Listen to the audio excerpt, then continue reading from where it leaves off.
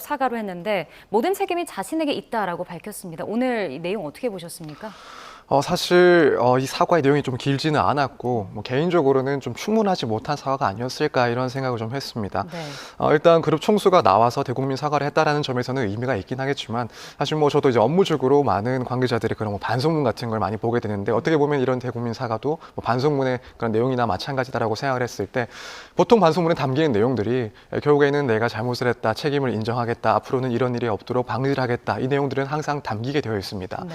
그렇지만 더 큰 의미를 갖기 위해서는 그 각 사항들마다 얼마나 구체적인 내용들을 담아내는지에 따라서 그 의미가 더욱 좀 잘 전달이 될 텐데 지금 오늘 정영진 회장의 그런 사과문에 대해서는 구체적인 그런 내용들이 상당히 좀 빠져 있지 않았나 그래서 이런 부분에 있어서는 조금 충분하지 못했다라고 개인적으로는 생각을 했습니다. 그러니까 이번 논란과 관련해서 이제 정영진 회장이 모욕, 그다음에 명예훼손 혐의로 피소가 됐잖아요. 현실적으로 처벌 가능성이 있습니까? 사실 정 회장에 대한 처벌 가능성은 상당히 낮다라고 보는 게 맞는 것 같습니다. 일단 명예훼손이라든가 모욕죄가 성립을 하기 위해서는 가장 먼저 이제 피해자들이 특정이 돼야 됩니다.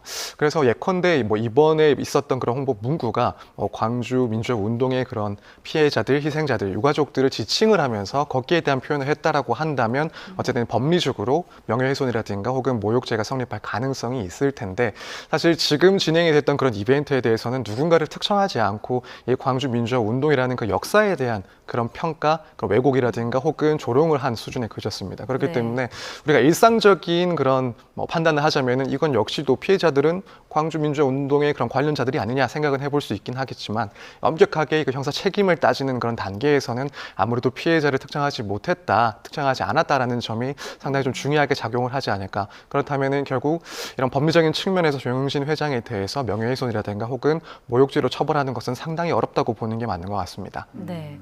신세계그룹이 이번 논란과 관련해서 임직원을 대상으로 내부 조사를 좀 진행했는데 고의성을 입증할 만한 근거를 찾지 못했다고 밝혔는데 이 중에서 또 담당 직원 3명은 휴대전화 제출을 거부했다고 하더라고요. 그럼 이거는 이제 이후에 경찰 조사로 넘어가는 겁니까? 네, 그렇습니다. 일단 고의성을 입증하지 못했다라는 점은 사실 진상조사 과정에서 어느 정도 예견된 그런 한계가 아니었을까라고 생각이 됩니다. 아무래도 회사 내부에서 처리하는 절차이다 보니까 강제성을 가질 수가 없고 그래서 관련자들이 제출을 거부하면 이것을 어떻게 받아낼 수는 없었을 겁니다. 그러다 보니까 결국에는 어느 정도 예견됐던 한계를 오늘 한번 확인을 했다라고 생각이 되고 말씀하신 것처럼 이제 결국 이 부분은 확인해야 될 부분이 결국엔 수사 단계의 공으로 넘어갔다라고 보시면 될 것 같습니다. 물론 수사 단계에서도 먼저는 임의 제출을 요구할 수가 있습니다. 이런 관계자들에게 먼저 임의로 휴대폰을 제출해달라라고 요구를 할 수 있지만 만약에 그것이 여의치 않다 혹은 수사 과정에서도 충분히 그걸 거부할 것을 예상할 수 있다라고 한다면 곧바로 이제 압수수색 절차를 또 거치는 것도 충분히 가능하지 않나 이렇게 생각이 됩니다.